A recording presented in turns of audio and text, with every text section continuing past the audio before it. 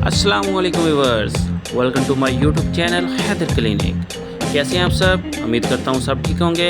आज मैं आपके लिए लेकर आया हूं टैबलेट सॉफ्टन। ये बहुत ही ज़्यादा ज़बरदस्त होती हैं क्योंकि जितने भी एंटी रिएक्शन उनके लिए बहुत ज़्यादा मुफीद साबित होगी।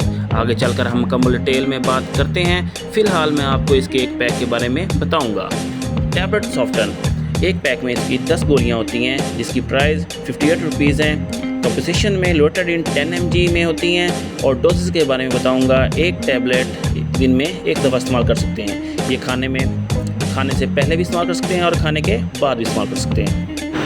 यूजेस, अब हम इसके यूजेस इस्तेमाल के बारे में बात करेंगे। सबसे पहले आता है सीजन एलर्जी।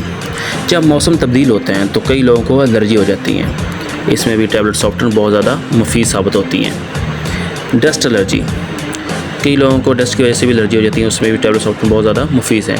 अब है स्नीजनिंग, छींकों की वजह से एलर्जी।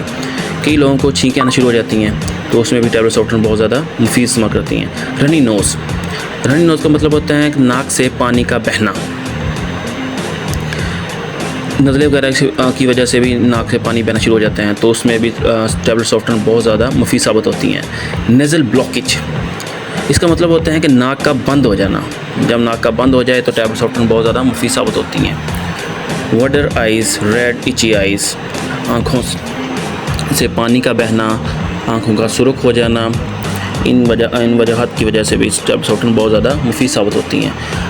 और एंड पे है इंसेक्ट बाइट। अगर कोई भी हशरात आपको काट जाए तो उस जगह पे रेडनेस हो जाती है, स्वेलिंग हो जाती है।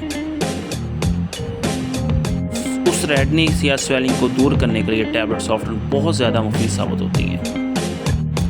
एनसीड एसोसिएटेड अल्सरेशन, जो लोग एंटी इन्फ्लेमेटरी ड्रग्स का इस्तेमाल ज़्यादा करते हैं जैसे एस्प्रिन, डाइक्लोसोडियम वगैरह, तो मैदे में ज़ख्म आ जाते हैं, उन लोगों के लिए टैबलेट सॉफ्टन बहुत ज़्यादा मुफीद साबित होती हैं। स्किन एलर्जी, जल्द की एलर्जी में भी टैबलेट सॉफ्टन बहुत ज़्यादा मुफीद हैं। रशीज़, ये भी एलर्जी की निशानी है। किसी पौधे या जानवर को टच करने से रैशेज़ का बन जाना, तो उसके लिए भी टैबलेट सॉफ्टन इस्तेमाल की जाए तो बहुत ज़्यादा मुफीद साबित होती हैं।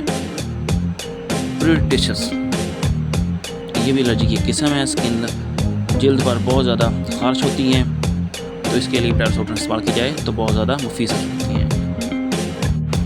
यूरोटिकेरिया, यूरोटिकेरिया भी स्किन एलर्जी की किस्म है। जल्द पर दाने वगैरह निकल आते हैं।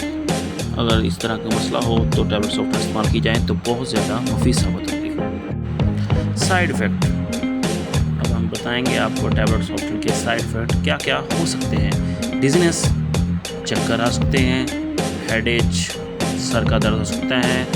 रेडनेस, थकावट वगैरह हो सकती हैं। ड्राई माउथ, मुंह का खुश्क हो जाना। नोज़िया, दिल का ख़राब होना, उल्टी का आना, बदहज़मी का हो जाना, दस्त, कब्ज़, ये सब इसके टैबलेट सॉफ्टन के साइड इफ़ेक्ट हो सकते हैं। इंट्राइंडिकेशन, अब हम आपको बताएंगे कि किन लोगों को टैबलेट सॉफ्टन इस्तेमाल नहीं करनी चाहिए।